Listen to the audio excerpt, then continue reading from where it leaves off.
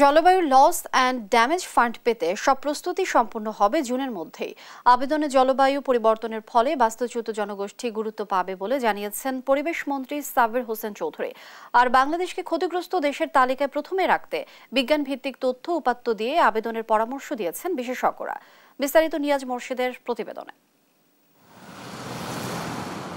নোয়াখালীর হাতিয়ায় বাড়ি ছিল ইমরান হাসানের। 2009 সালে ঘূর্ণিঝড় আইলায় বাবাকে হারানোর পর মাকে নিয়ে যান বেগমগঞ্জে। বাড়িটাও চলে গিয়েছিল ভাঙনে।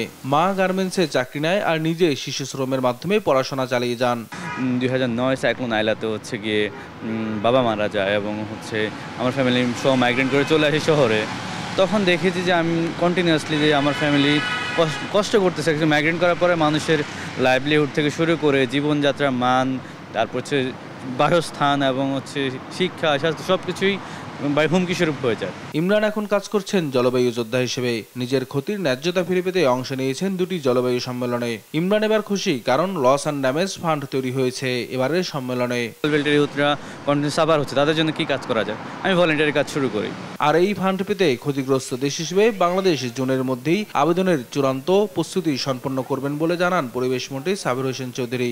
আমরা আবেদন করার জন্য প্রস্তুতিটা আমরা একটা চূড়ান্ত পর্যায়ে নিয়ে যাব, কারণ লস অ্যান্ড ড্যামেজ যে তহবিল গঠন করা হয়েছে সেটা হয়তো এই বছরের শেষের দিকে সেটা চালু হবে, মানে আবেদন তারা গ্রহণ করবে। তো আমাদের লক্ষ্য হচ্ছে যে আবেদন যখন তারা গ্রহণ করে তখন বাংলাদেশ যেন প্রথম দেশগুলোর একটা অন্যতম হয়। আবেদনের জলবায়ু পরিবর্তনের কারণে বাস্তুচ্যুত জনগোষ্ঠীর বিষয়টি বেশি গুরুত্ব পাবে বলেও জানান তিনি।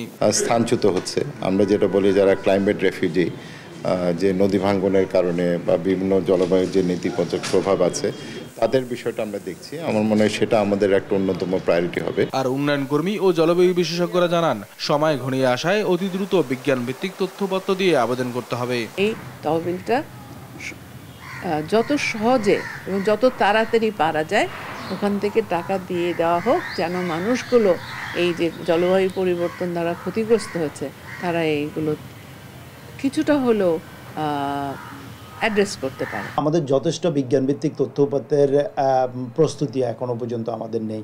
ফলে ক্ষতিপূরণ দাবি করতে হলে আমাদের নিজেদের আগে ভ্যালিডেটেড তথ্য উপাত্ত নিয়ে নিজেরা আগে প্রস্তুত হতে হবে, তারপর আমরা সেটি বৈশ্বিক দরবারে নিতে পারবো। আগামী জলবায়ু সম্মেলনের আগেই সব প্রস্তুতি সম্পন্ন করার আহ্বান জানান বিশেষজ্ঞরা।